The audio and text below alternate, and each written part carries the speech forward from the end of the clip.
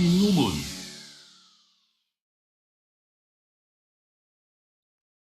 中銀網上外匯預放盤俾你自定交易價格，隨時隨地助你捕捉投資先機。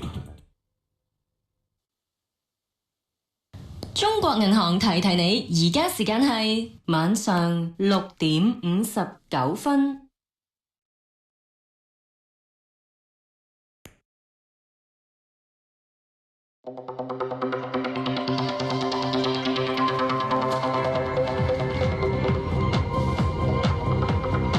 羅立文話：今年上半年會陸續宣告更多土地批給失效。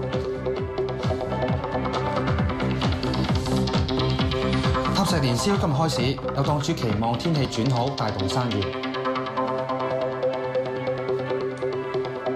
喺台灣，立法院選出新正副院長，都由民進黨人擔任，係歷嚟首次。